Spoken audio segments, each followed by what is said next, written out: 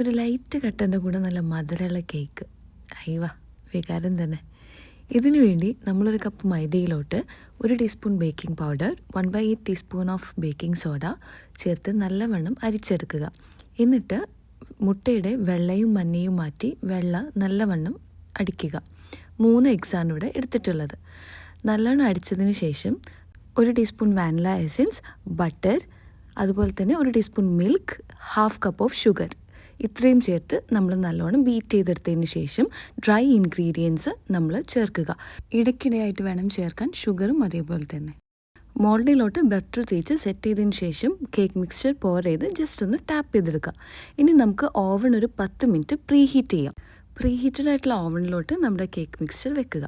ഒരു 1 അവറിന് ശേഷം നമ്മുടെ കേക്ക് ഓൾമോസ്റ്റ് റെഡി ആയിട്ടുണ്ട്. ഞാൻ ജസ്റ്റ് ഇതൊന്ന് വെന്തിട്ടുണ്ടോ എന്ന് നോക്കിയതിന് ശേഷം നമ്മുടെ ഓവൻ ഓഫ് ചെയ്ത് അതിൽ തന്നെ 1 അവർ ലീവ് ചെയ്തു. സോ ഒരു 30 മിനിറ്റിന് ശേഷം പുറത്തെടുത്ത് നല്ലോണം ചൂടാറിയതിന് ശേഷം നമ്മൾ കട്ട് ചെയ്തെടുത്തപ്പം it was very soft and fluffy. So if you like the video, comment and see you with the next video. Bye.